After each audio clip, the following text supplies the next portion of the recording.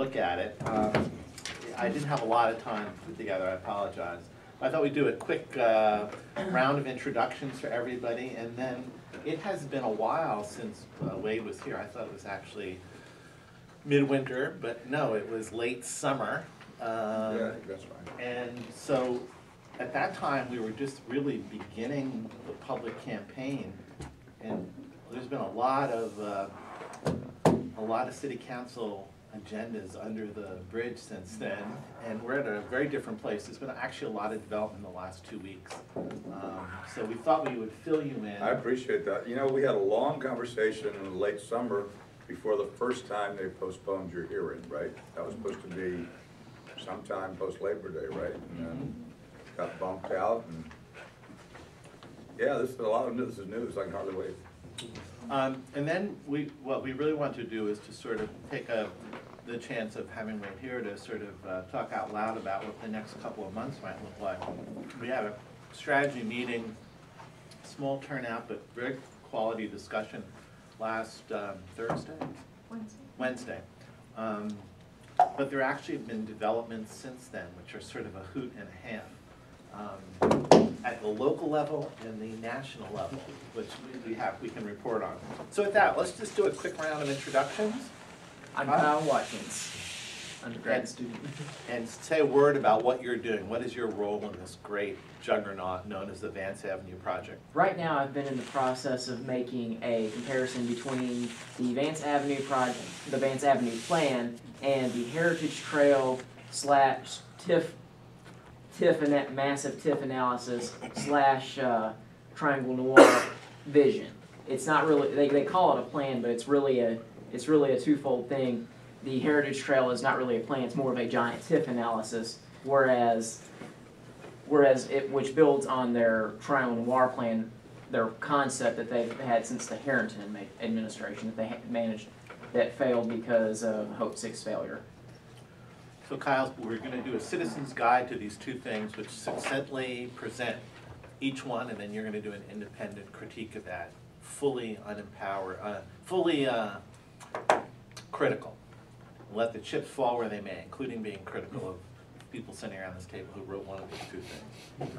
All right, moving right along. Hi, I'm Rachel McCook, and I'm a graduate assistant working on the Avenue Collaborative. Jacob Flowers, working in South Peace and Justice Center. I'm Antonio Rachid. I'm a visiting assistant professor here in the City Regional Planning, and I've been involved in the Vance Avenue project since 2009. And your recent role? My recent role is, well, I don't know, I'm doing like many things in the project. Maybe like on the green machine, like implementation, I'm more involved in this, but also in the entire planning process. My name is Bridget McCall. I am also a graduate assistant, and I'm working mostly with the green machine, but I've also been trying to get as much into the Avenue Collaborative. Right on. The green machine.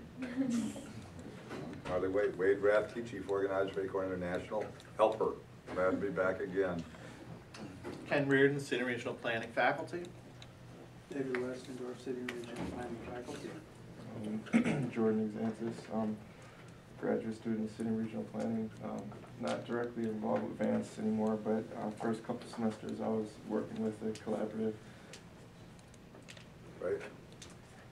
Chaco, introduce yourself, please. Well, Your name? Chaco, here reluctantly backup driver. So nice to meet y'all.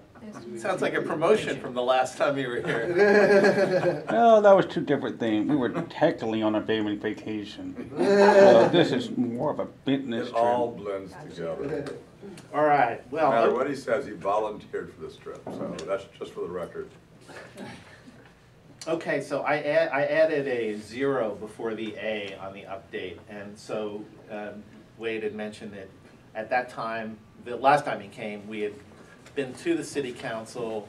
We had gotten the affirmative vote 4-0 of the Planning and Zoning Committee on behalf of our plan to get it to the full City Council, to hopefully get it to land use control. As you came, we were just in the process of going to the full council, and 3 times it was on the agenda, 3 times it was canceled. The last time of which, and we had maybe the first time we had about 70 or 80, the second time we might have had 30 or 40. The third time, we were beginning to get a sense that it might not be acted on either. We had maybe 24 folks. And the third time was the most exciting. The president of the city council opened up the meeting and turned it over immediately to the city attorney, who then got up and said that because the affected area was within an urban renewal district, the city council did not have the legal authority to take up this issue, and therefore it would be taken off the agenda. All the members of the city council, including our most robust supporters, burst into big smiles and said, I guess we can't do anything, because they really did not want to get up and vote against Robert Lipscomb, and they were so thrilled to be rescued from the lion's jaw.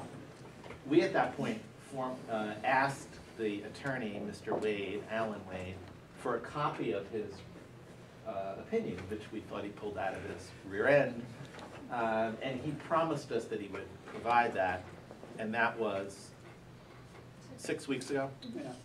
And we have yet to get it. There The is mail is so bad. It's terrible what they've done to the mail. Send it out by picture. We have a Yeah. late attendee from our sister institution. Why don't you introduce yourself?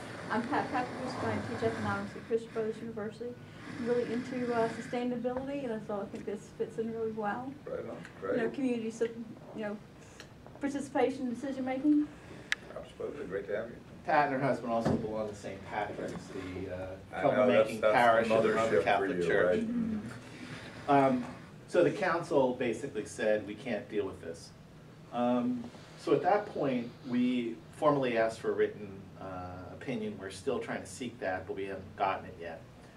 Activity switched to the Community Redevelopment Agency, which is the agency delegated by the city and the county to provide any kind of fiscal, financial incentives for economic and community development.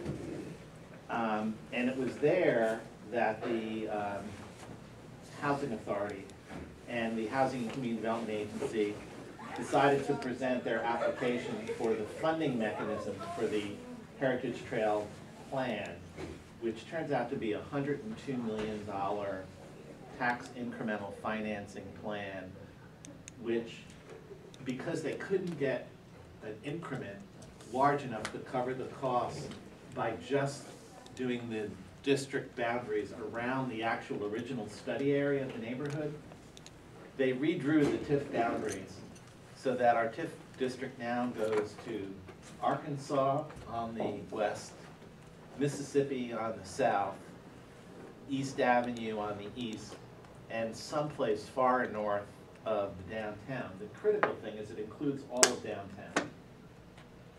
In order to, under state law, to have a TIF district designated, you have to do a bunch of things, which our legal department here, I'm sure, could attest to.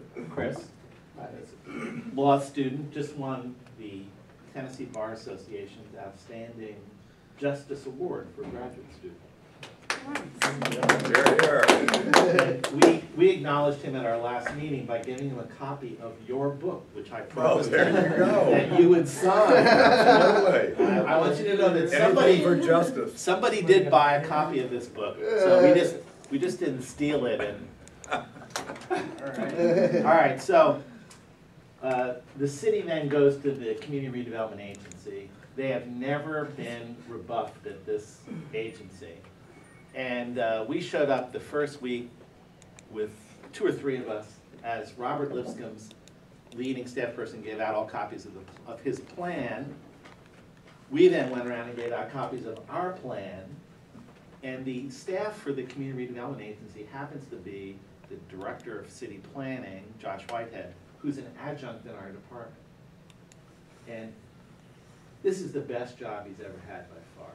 And he wants to keep this job, but he also has a sense of, I think, fairness towards others. So he quietly told us this was going on. We wouldn't have known that this was happening. He alerted us to this. And when we got done doing our plan, they asked the city if they wanted to make any remarks, and they are so nervous, the staff, about making an error on behalf of Mr. Lipscomb, that they said no. But I then volunteered to make a statement on behalf of our group. So I got 10 minutes to talk about Mr. Lipscomb's private plan that no one has ever seen, the Immaculate Conception Plan, and our democratic plan of 1,000 folks, and that we welcome the opportunity to have this as an even playing field to explore the pros and cons of both. The chairman is a curious guy, as the regional president, vice president, I guess, for Bank of America, Mike Frick. He's got a pretty positive reputation. He's sort of a curious guy. He starts asking me questions about the plan. So we actually had about a 20-25 minute opportunity while we were not on the agenda. The next meeting of the CRA. And they didn't ask for Lipscomb's plan still. No. So the next meeting of the financial subcommittee of the CRA, the city came with all of their henchmen. So they had 7 or 8 architects with images, and then they had a TIF consultant and a couple of finance people. And because by this time the CRA felt like it might actually get out of hand, they held it in the city council chambers, which is huge. And all of these folks just sat up on the dais, while the unwashed masses like ourselves sat in the lower. Yeah, I've been there level. years ago. It's quite, yeah. It's quite something. It's not an even fight there. So they have not had a tradition of anybody showing up at subcommittee meetings. So they weren't even clear that this was a public meeting and that they'd have to give the public a chance to speak. So we pointed all that out to them. And they were, I would say they were pretty sweet about it. They then allowed the city to do their full court press for 45 minutes. There were clearly lots of questions on the community redevelopment board. Some of this was stoked by our work with the downtown Memphis Commission, which is all the downtown property owners, whose future property tax increment is going to go to getting rid of these poor people outside of the neighborhoods we take care of. And it's 20 years, and they're going to tax 98% of the increment, 96, over 95%. So But the TIF is a 20-year TIF? yeah. So the business guys started hammering them with questions. And then the residential gentrifiers like David, who moved into downtown and formerly commercial buildings, and Chris, they started saying, The Justice Award. well, what about us and our property? And then the Arts District got up and said, but what about us? We're in the middle of a redevelopment. There's going to be money left. And things got quickly out of hand. The next meeting of the CRA, I couldn't make it, but this was the formal presentation to the full CRA board based upon the Finance Committee exploratory meeting.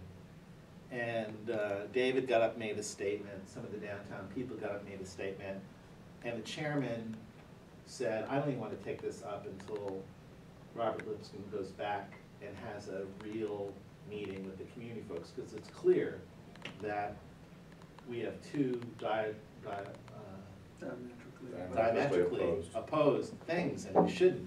We should all sing Kumbaya and have one great plan. So go home and do your homework, and don't come back until you meet.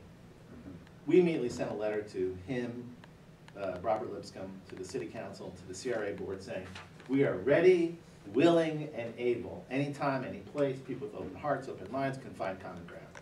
We immediately got a letter back from Lipscomb saying he was too busy consulting with the real community to be bothered with our kind of riffraff. So we ain't meeting. So then the next CRA meeting, by this time, attendance has gone from 6, meetings are at 8:30 in the morning on Thursdays. The next meeting, there were 80 or 90 folks there from all of these associations. And then even some city council staff heard that this was the best ticket in town, so they came over. The press was packed. And the chair got up and said, I have to apologize to all of you. I don't know why you've raced here. This thing has not gone anywhere fast, if at all. There are real problems with this. We don't have the certificate of the cost. We have no sign-off from the government agencies whose increment is going to be taken to know that it's not going to negatively affect us. There really isn't even any clarity that there'll be any money for the first 5 years. And they'll be, who's gonna run the TIF? The city planning department has no staff. These are big, big problems. So I don't know why you're all here. And this alternative plan, if you want to be considered, you should apply for your own TIF, and then we can consider you. At that point, I responded by saying, you can handle our request by substituting our plan for their non-plan. You don't have to ask us to do a separate application, et cetera. And that started the opening of the wall. Then about 9 or 10 people spoke, raising one big shot after another. The chairman just let this go on. And the city staff, Robert's staff, was sitting over in the corner. By the time about the 8 speakers spoke, they were as far in the corner as they could possibly be. The meetings only last till 10 o'clock because the chairman has a meeting to go to. So at 10 o'clock, the HCD staff, MHA staff, race out the door to go back home and tell Dad that they got their ass kicked. And they leave the 4 TV stations with nobody to talk to. They weren't allowed in the meeting room. So we felt bad for them. So we went and spoke to all of them. So the press. In order to extend your apologies. For, indeed, right, on behalf of we're Robert. well-mannered in this part of the country, yeah, I got you. So then we started meeting with the county commissioners. There's 7 people on the committee. We had 3 city reps. We didn't think we were going to be able to do much to move them. But the county, we started talking to county commissioners. They, leaders of the county commission, met with Mayor Luttrell, the county mayor, and impressed upon Luttrell that the county representatives should vote against this, no matter what form it's in. And so word got back to Lipscomb, and while he has not formally withdrawn his application, he has told the head of the planning program, the planning department, that they are not actively pursuing the application at this time. And we expected February 5th or 7th. It was marked on the executive calendars of the MHA staff, which we happened to hear word of, that they were going to be having their major public hearing for consideration of this. And we checked with the CRA. There's nothing on the agenda for February, and there may not even be anything on this for March. It seems to be moot and dead. So, that's. And then, so how would you finance his scheme? That gets us, we've just gone through point 0 and point A. So now, where are you gonna get the money? Because obviously it's not gonna go away. He's gonna get it through the only body that has never refused a date with him, and that is the city's capital improvement program. But that's just the city, it's not a huge pool of money, and it's been created for a 5-year structure. They're in their 2nd year, and each year they have to vote the specific projects. Depending on how you look at it, there's only $60 million of real fungible money in there, and that was already programmed in October. And so the city council is merely, typically knee-jerking, approving this. What we understand is that he is going to try to elbow his way in and reallocate $20 to $25 million of the already tentatively allocated and approved upon expenditures, and get that approved by the Public Works Committee and the Finance Committee and signed by the mayor. And supposedly that means they have to submit a new urban renewal plan to go for that $20 million plan instead of the $102 million plan. So the city council should get to see that whenever they come up for the CIP money. But that, it's And important. can then vote it up or down. Well, CIP money is included as a part of the broader budget conversation, right? Like there's 2 budgets, there's a CIP budget and then there's the operations budget. And operations come out of property taxes and other revenue streams. CIP comes out of bond money. Sure. So it's like, you know, they're borrowing money for their CIP budget every year. The revenue numbers for the end of the fiscal year last year are way down. They're in financial trouble. It would have been it's a tough thing to get, not to say that you can't get it, but this is like a pretty bad context in which to be making a big 11th hour ask. The committees, we're not sure of this yet, I don't think. We think it Do has you know to. who handles the bonds for the city? What brokers handle the bonds? No, top. because you can ask for an advisory call on bonds to tell them about potential material impacts on the investment grade of the bonds based on failure of the TIF, you know, all the reasons you'd come up with. Potentially get a call that has to do with all the potential bond buyers, which would, if you can get, you know, up the ladder steps there, which would panic that'd all be withdrawn. Municipal bond market is very rarely attacked, but it's a very vulnerable situation in this economy, as you can imagine. Well, you pair that with the mayor's already very nervous about our bond rating being downgraded because they've stolen. Yeah, I mean, everything is recession. If they're holding on to AAA or AA or whatever it is, anything that could push it down into B+ could cost them, you know, another point of interest, which means on a budget the size of Memphis, what, $10, $15 million? Yeah, that's worth We're looking so at. glad you came. All Yeah. right, that's it. Who- You've already who is earned the your, economist? I you've think already you're the earned economist. your, That's good, that's your good. one shitty Thanks for coming donut. in. Okay. Okay, I've earned my donut. So, We're rolling now. We're rolling. If it goes to Public Works and Finance, we looked at, there's all new committees, because they reorganized. So our local council member is now the president of the city council, and he's no longer the head of planning and zoning, but he's still very helpful to us. Public Works is all new. The membership of Public Works looks really good. So on it is Janice Full-Love, who is one of our other councilwomen, You gotta love that name. and Gotta love her. if you only knew, she is by far she's pretty crazy, she's an active addict alcoholic at the moment, but she's our active alcoholic. She cries in the middle of meetings, forgets what the agenda item is. It's fantastic. She and her husband have been arrested 6 or 7 times for battery against each other, and they continue to live together. You couldn't make this crap up. So we have her.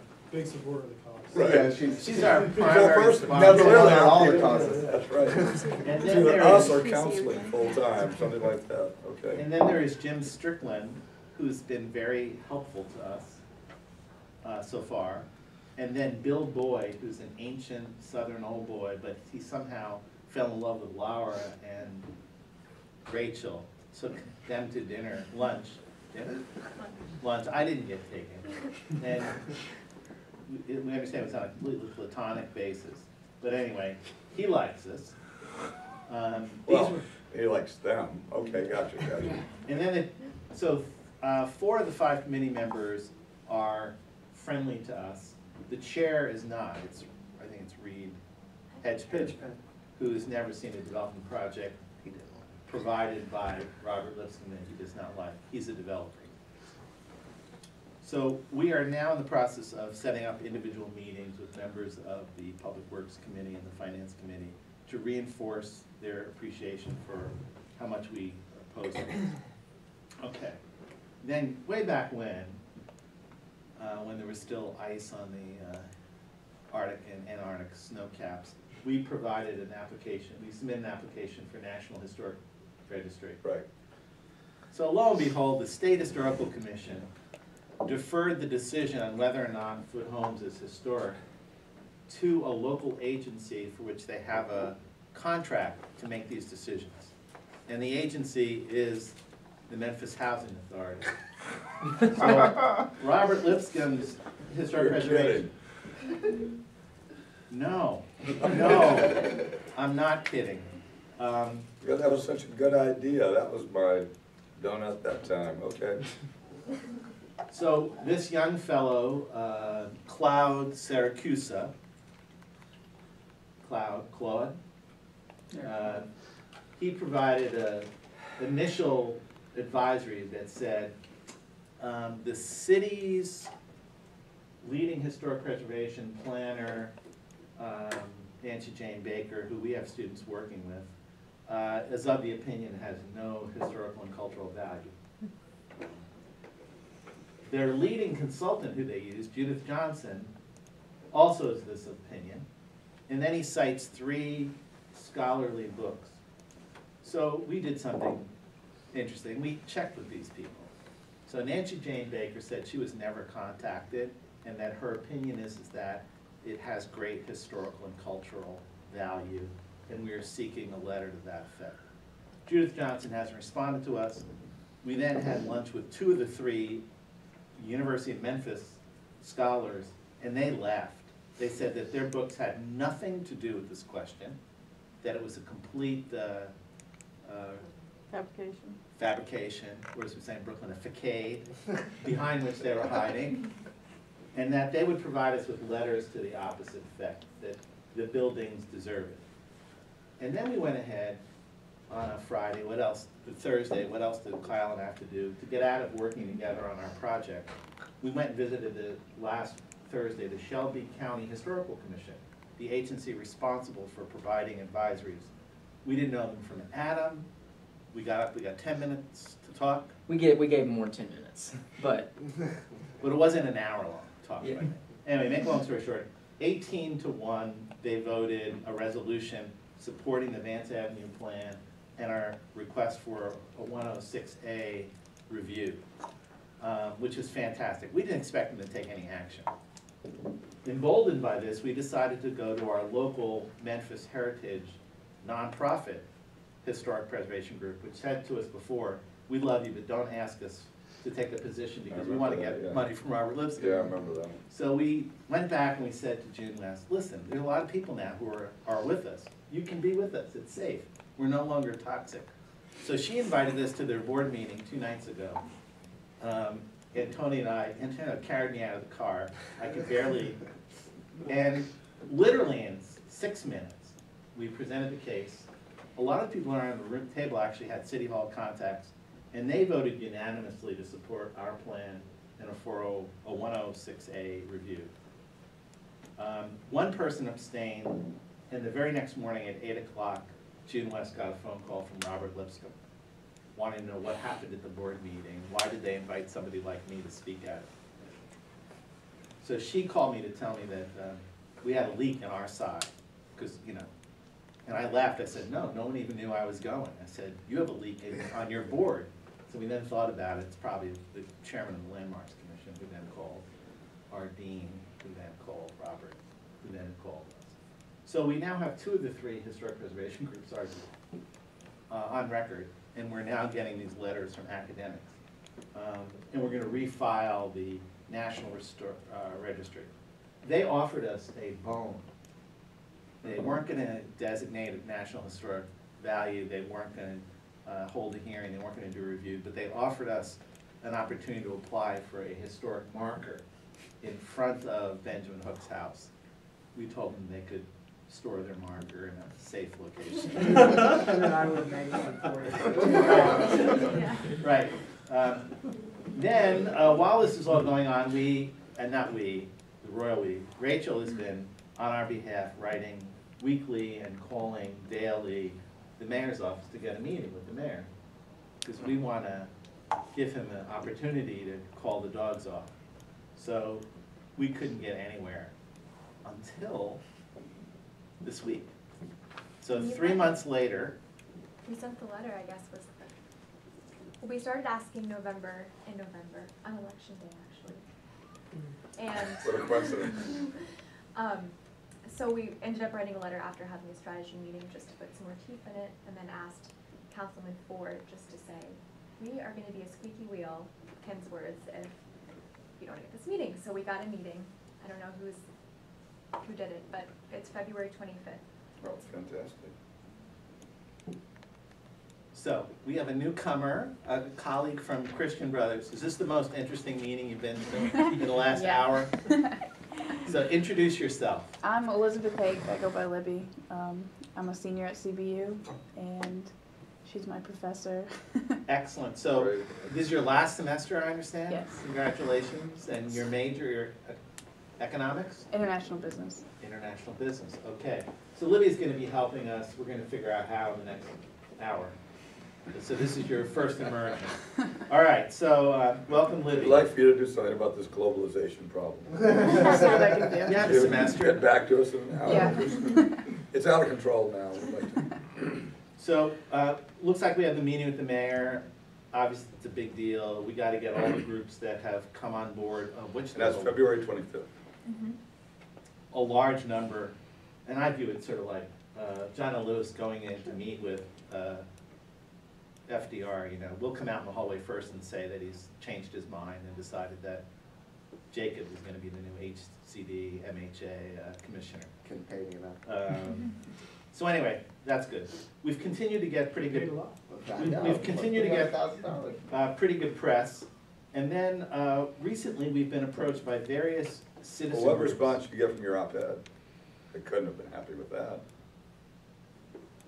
The next week, Robert Lipscomb was given the opportunity to write a response. And has he?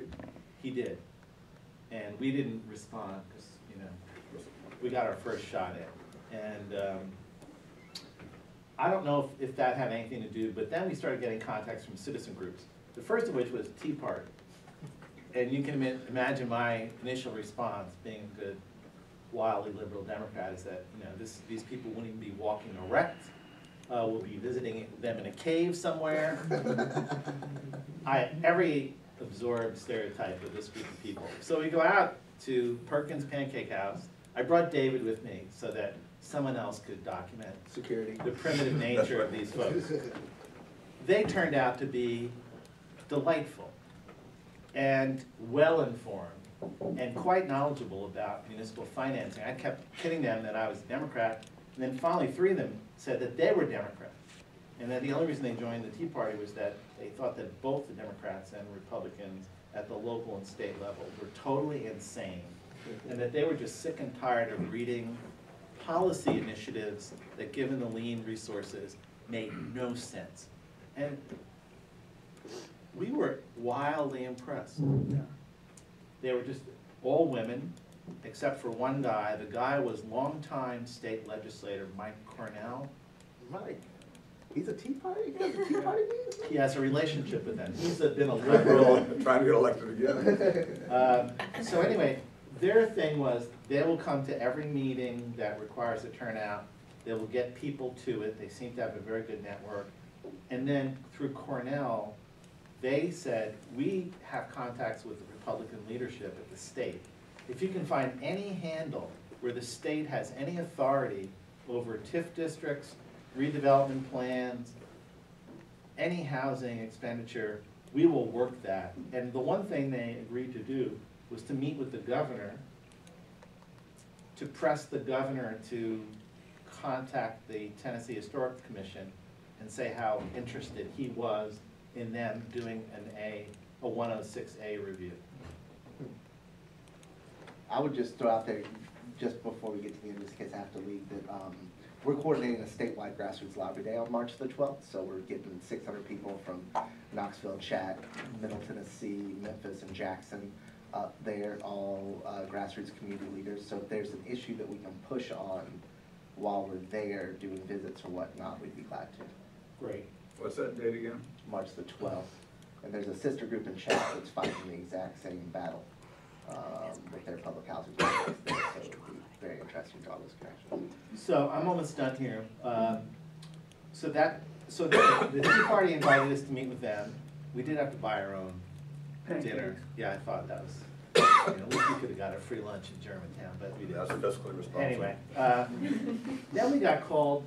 Robert had been invited to be the keynote speaker at the Downtown Neighborhood Association, which is the new entry downtown.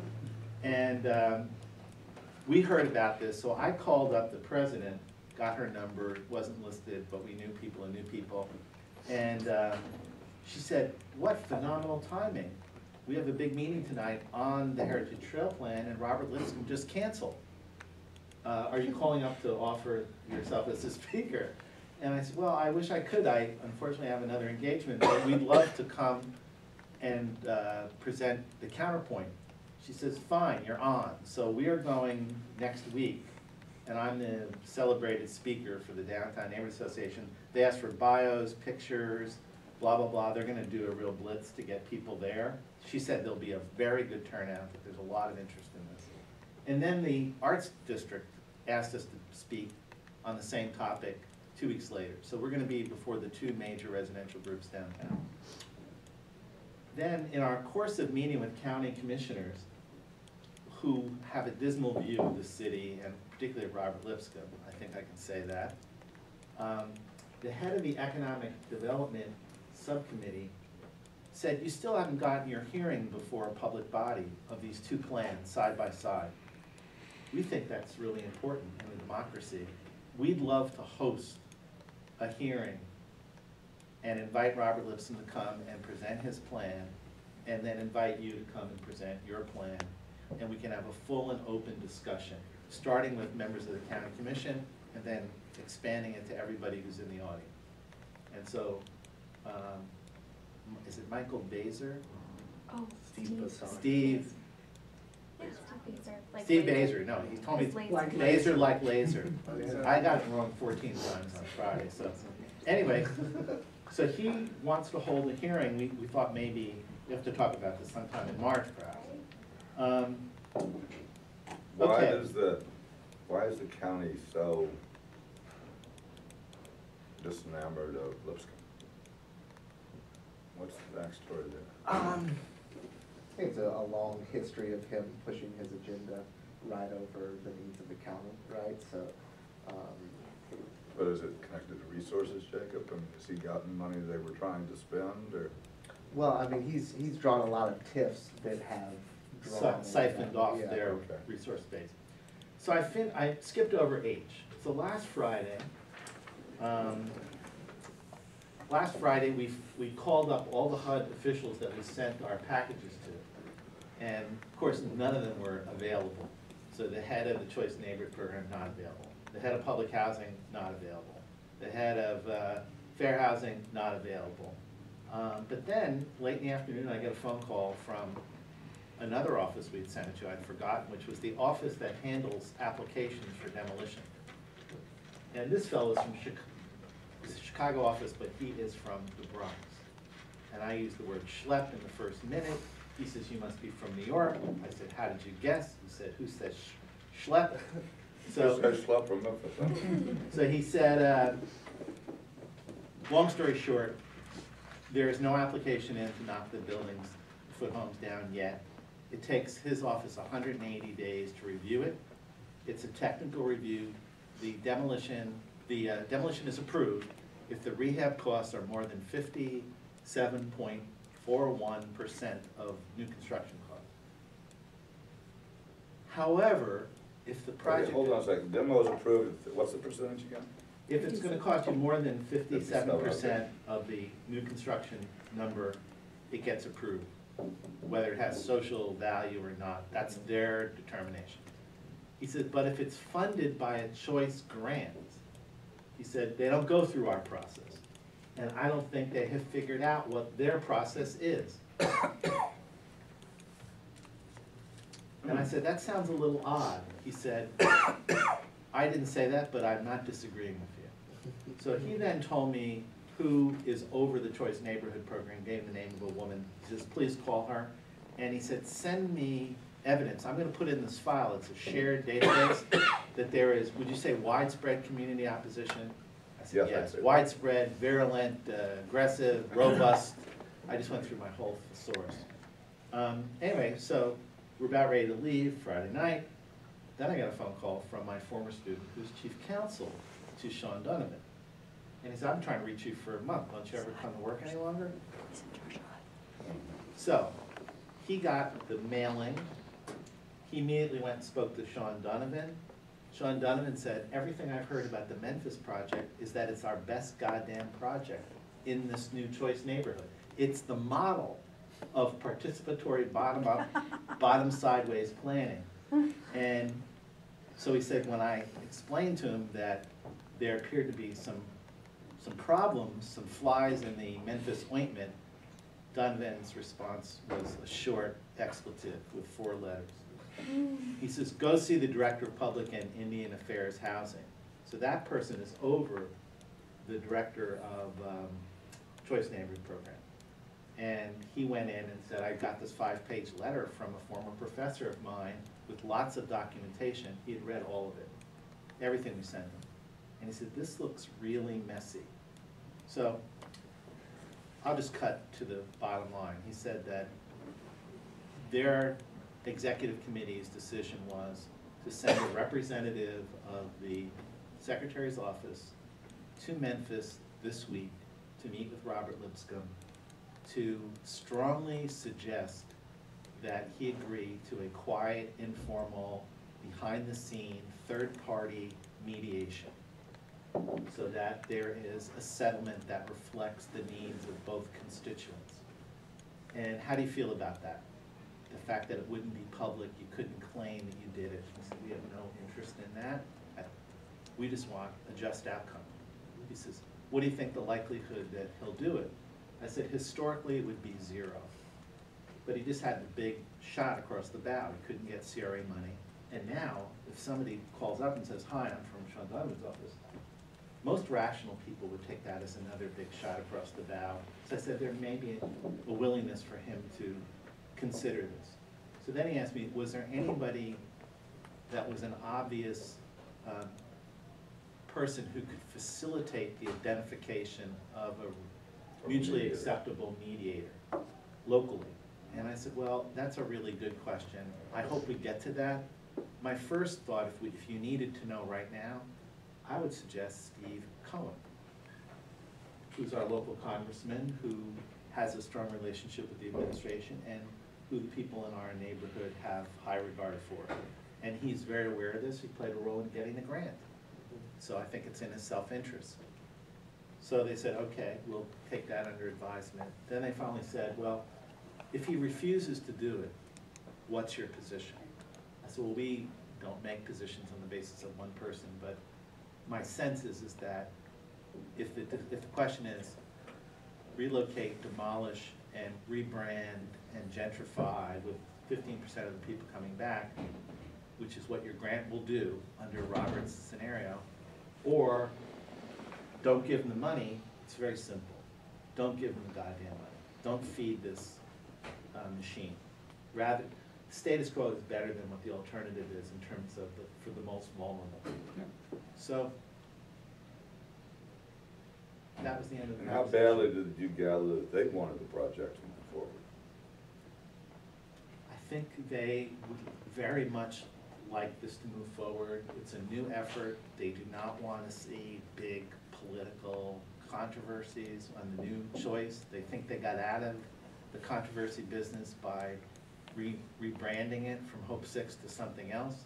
He said that the senior people are totally open to non-demolition improvement preservation strategies. He says, but the rank and file of HUD that does all the processing are still back in the Hope 6. They don't view this as anything other than a name change. But they wouldn't try to put their finger on the scale in mediation. He said, all they will guarantee, all they will try to do is get us a mediation. They will not establish a threshold outcome or redistribution as essential. They will not, they're not going to get involved in the substance. That's what you're asking. Yeah, I mean, the purpose of mediation is to come to an agreement that lets the project go forward. So part of the real question becomes whether or not you're able to negotiate a way for the project to move forward that's acceptable. Yeah. So, It's also useful to keep in mind Warden's role in all of this, because word around the campfire is that he's done for a position in the administration and might be resigning in the next 6 months to take one. So, you know, he's been walking his name up the ladder with everybody in the administration that he knows. So if there's significant pressure coming from HUD, if there's a way to loop him in to put some pressure on Robert, it might be an interesting tactic. Yeah. Well, that's interesting. And but what a wonderful level of progress has been made. This is just amazing to see where we were a year ago. yeah, I mean, our goal minimally was to generate a democratic debate about the justice and fairness of public investment. I think we've gone a long way to doing that in a whole host of places.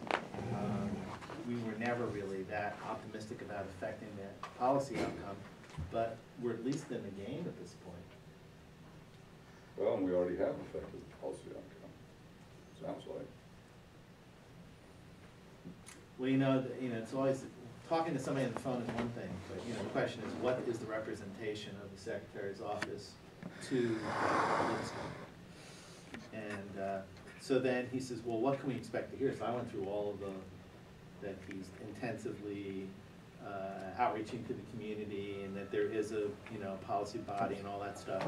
And then I explained, he says, this is very standard. He says, I'm sure he's got the resident association signed off, and that's all HUD looks at in terms of citizen participation. That small group of elected representatives of the tenants. And he said, they're always promised housing, right? I said, that's exactly what they were promised in the circumstance we know from people who were at the meeting.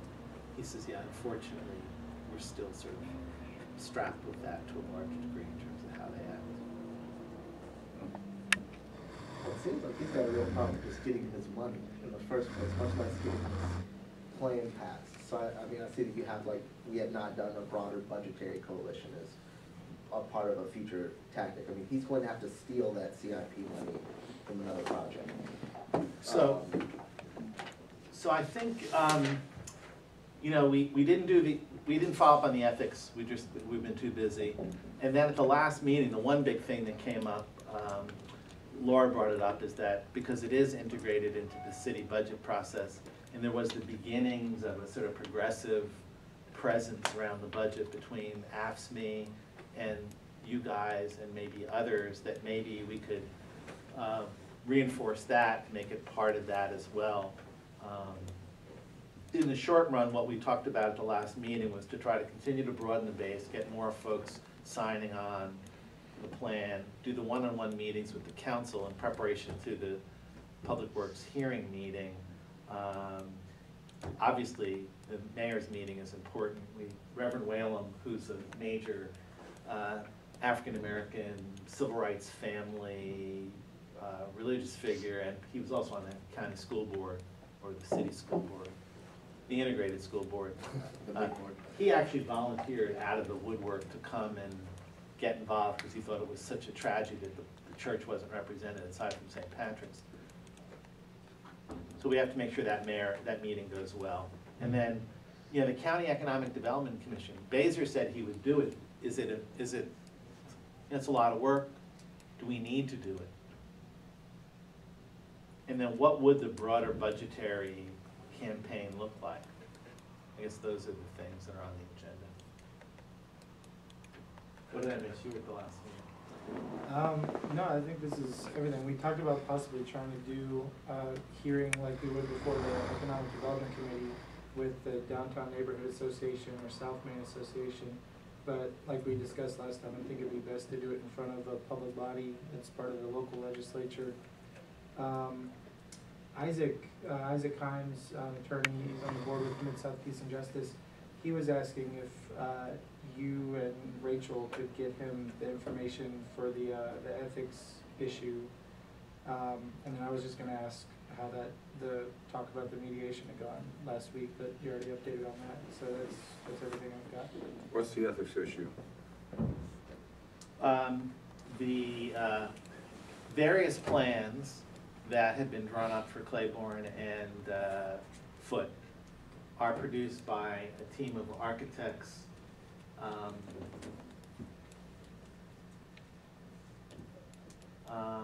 financial advisors, and a development organization, who then subsequently get contracts to be the developers. So they are both the planners and the developers. Does this sound familiar? Mm-hmm. Didn't we get fired in New Orleans Yeah, for this? no, okay, I got you. By a highly ethical mayor who's... Yeah. Who's now in jail? Well, only indicted. You know, ask them to prove it guilty, please. So, and then it was very interesting, this morning we were looking at the Heritage Trail Plan, and actually lists specifically one of the major development projects for which there would be funding is a building that one of the architects actually owns. So he's not only the planner, developer, but he would be the recipient of one of the major grants. And several of the other grants that he's... Universal Life Insurance Building. Yes. And then there's also a proposal to fund the Hilton, which is across the street from his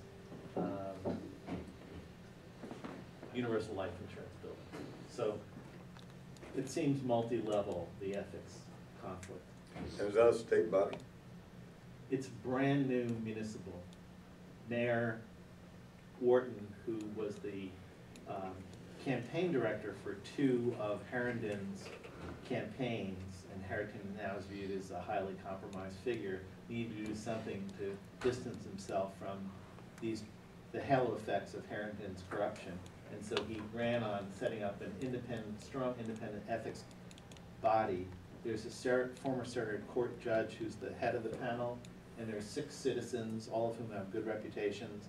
And to my knowledge, there have been no cases brought before it. It's only been in business 1 year. Ours would be the first case. There's also, it has a body on the county side as well that you might look into, like Dr. Peter Gatke from MTS. He sits on that, so there's more friends in that as well. There's a county ethics? I think Warden set that up before he moved over to the city side. And then trying to get a written opinion on why or how the MHA can preempt the city council in considering alternative plans. Did we talk to Councilman Ford about that, or? Yeah, and we're just still waiting on that. I'm Okay. gonna keep calling them.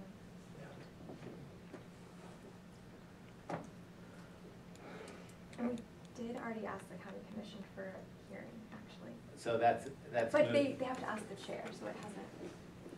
But it sounds like that's a good thing. Yeah, I mean, that pulls the trigger on it. I mean, if they want a mediation, they've got to try to head that off, or they've got to go through it, and it sounds like they'll come out poorly. It sounds like you'll be able to control the media narrative to cast negative light upon Robert's plan and the financing behind that. I mean, I would just caution that on the budgetary side of things, that number one, doing the analysis of the budget to present alternatives is such a Herculean task. That's what's held us back before. Like other cities where they do budget, they have like whole organizations that focus on budget equity. And particularly within the CIP budget, the council is very squirrely around messing with that and around the strategic plan that's been put forth. You know, we're definitely very interested in pulling together broader coalitions to talk about equity within the budget every year. So if we've got interns, or I don't know how to do a budget analysis, to be honest with you. If we have somewhere to do a budget analysis, right, then, you know, that could be very beneficial. Otherwise, you know, you can start now in poking holes in this funding apparatus and really just focusing, I mean, we can focus in laser pointed just on this $20 million and probably be pretty effective on it. yeah, I mean, they put together a 5-year plan. This project was in it only for Claiborne. There was no foot money in it. And now what he's doing is trying to come and add $20 million or 25 to cover the foot issues. And so it wasn't presented as part of the 5-year plan. And then at the beginning of this fiscal year, they came up with a list of, each department head is asked to prioritize their capital improvement request. This wasn't on it because he was sure he was gonna get it from the TIF. And so it's not on the list of priorities. And that has been banging around since October. And it's usually that they knee-jerk approve. So he's now trying to, I think, gonna have to elbow other people away from the trough to get 20 or 25 million added. One of the problems is, and I mentioned this to the HUD people, they were alarmed at a number of levels, but I told them that the match had been spent for the Claiborne project, and would that jeopardize their drawdown for the next phase? And they said, absolutely. So that's why he needs this extra money, because he can't do anything more than put the underground sewer system in. He can't do any of the other streetscape improvements or the buildings unless he can draw down the next chunk of money from the feds, and he can't do that without his $12 million that he spent for electrolytes. So I think that, I mean, that will put pressure on the SIP to give them at least that 12 million, right? Because they do not want this to melt down, or they don't want the feds in here doing an investigation. But they could give them 12 and not the rest. 12 versus 32. Or 12 versus 20, depending on how you count it, right? Yeah, we don't know what the ask is gonna be. Well, I mean, I think the question is like, you know, poke holes in Robert's argument, or are we going to talk about priorities in the city within the CIP budget, right? Because the things that they fund with CIP budget are things that white people like. Didn't y'all coin that phrase over here? Jessica There's a Buttermore. math You know, so like boat docks and parking garages are things that they love. So, I mean, I think it's just a question of strategy within that. It'd be interesting to look at where they're going to steal that money from. Yeah, do you know who, the woman who was the commissioner of Parks and Recreation, Buchanan? City Buchanan. She quietly came at our reception and said that she and a lot of other people were delighted by what we were doing. That it was the first time that anybody ever showed light in any of this stuff, and that they'd been banged around by Robert way too long. Do you think I mean, she's been a commissioner, do you think she has enough knowledge? Because, you know, CIP funds a lot of Parks and Rec stuff, to know, to be a guide to our efforts to take a look at it? Yeah, she seems to be a pretty even-handed, I mean, she's on like the social equity committee for the Green Crypt that we're chairing. She's very well-headed. And there's nobody in AFSCME? No. There's nobody in ASME that, Where is AFSCME these days? That has the ability to do some analysis of the public budget, which funds all of their workers. I mean, there's a little bit of, I mean, they just hired Angel Tyree over there as associate director, and she's the South's best organizer, I think. So they're gonna have some increased capacity, but, you know, Chad's still getting. Chad referred us to them. I called him. He said, call up Brad and Jacob. Talk to them about it. Tell Chad I said, call him. Okay. We're not referring anybody to either two of you. Does the national organization help under contract bargaining analysis as opposed to the local district The council? locals under youth have been taken over by the international. So you may want to call and try to get some help directly from the National Research Department. I mean, they have, like, Good Jobs First is helping, they've been contacted with Good Jobs First to do analysis around the pilot program, which is intricately related to budgeting, right? But,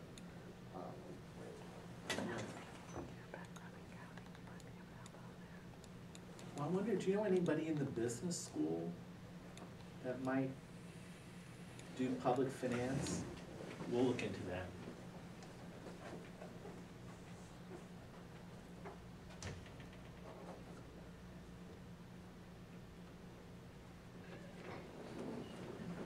So that's the story.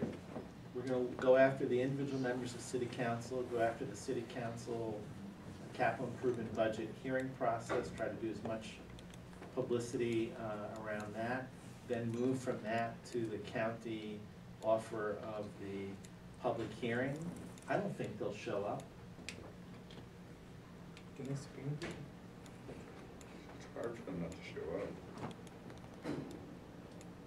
up. But we will certainly show up. And then I guess I've been of two minds about how broad do we want to cast our financial net. I mean, our concern really is at this point a small chunk of the CIP budget, which I think we can figure out without getting into the morass of the shell game, which is the whole integrated operating and capital improvement budget, for which there is no master analyst who's been looking at this year in and year out. And I think there has not been any public coalition on this before. I'm a little bit concerned since we have no staff. How far do we extend ourselves?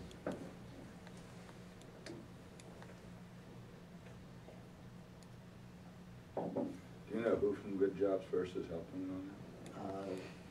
Greg. Okay, so it's not Phil Matero, the research's director, it's actually Greg. I mean, the international is, ASME International is contracted with Good Jobs First on a national scale, and Memphis is one of the sites that they're concentrating on, so I'm sure that there's more than one people involved. Because you know, you're writing this piece up in social policy. Phil Matero is a research director from Good Jobs First, does a quarterly column for us on doing this stuff, so it'd be also easy to connect y'all with who we need to do to get a budget analyst here. M-A-T-T-E-R-A. It's a long-time labor-based researcher. It sounds like we really need somebody who knows how to look at bond and capital improvements intersections.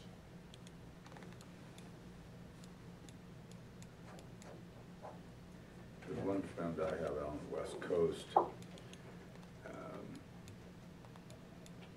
We'll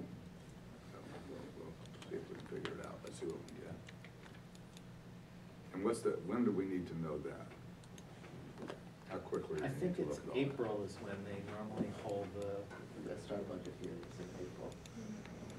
But by that, the budget will be developed. In some cities, like in New Orleans, there's a board of liquidation which looks at these bond issues before they go into the formal city budget process. And it's essentially a pre-clearance, if you will, by, the business community largely. Is there a similar thing in Memphis?